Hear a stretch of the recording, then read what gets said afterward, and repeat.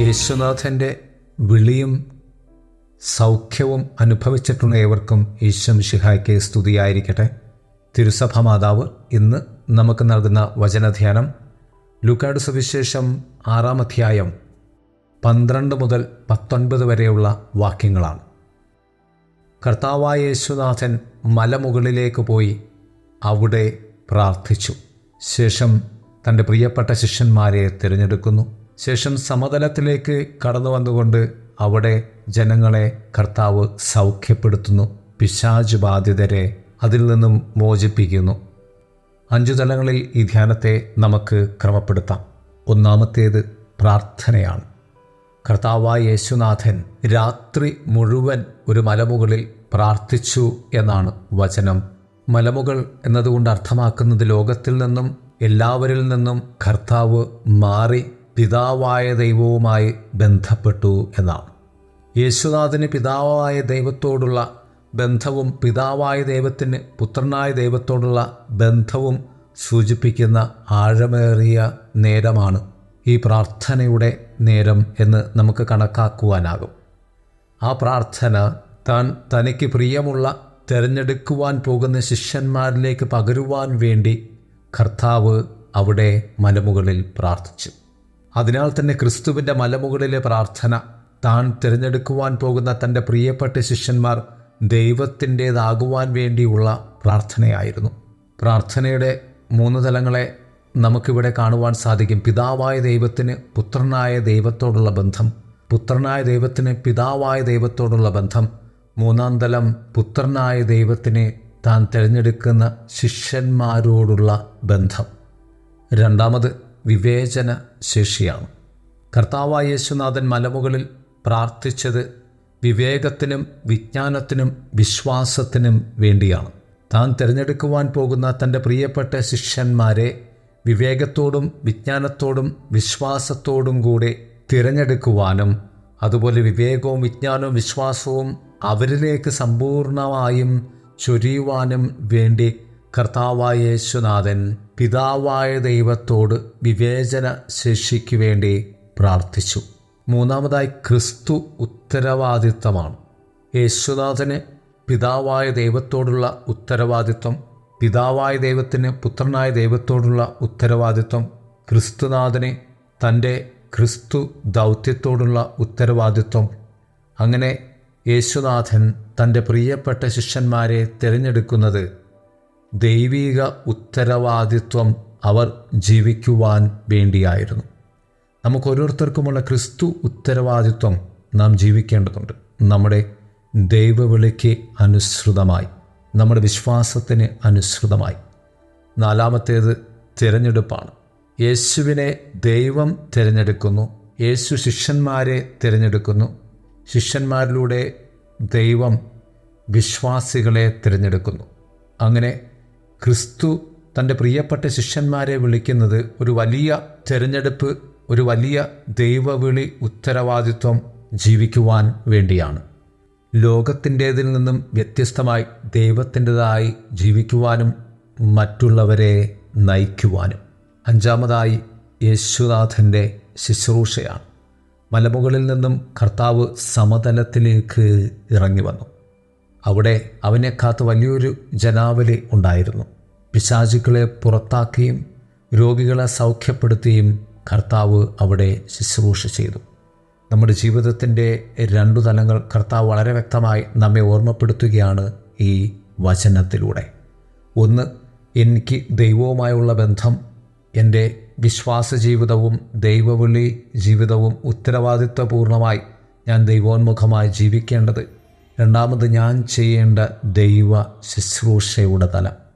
അതുകൊണ്ട് നിൻ്റെ പ്രാർത്ഥന മലമുകളിലാകുമ്പോൾ നിൻ്റെ പ്രവർത്തനം ഇങ്ങ് താഴെ മനുഷ്യരുടെ ഇടയിൽ ദൈവഹിതപ്രകാരമാകണം എന്ന ഓർമ്മപ്പെടുത്തലാണ് സുവിശേഷം. പ്രിയമുള്ളവരെ, നമ്മുടെ പ്രാർത്ഥനയിൽ നിന്നും താഴേക്ക് ഇറങ്ങി വന്ന് ദൈവജനത്തിൻ്റെ മറ്റുള്ളവരുടെ ജീവിതാനുഭവങ്ങളിൽ നമുക്ക് പങ്കുകാരാകുവാൻ പരിശ്രമിക്കാം. ദൈവം നമ്മെ സമൃദ്ധമായി അനുഗ്രഹിക്കട്ടെ. ആമേൻ.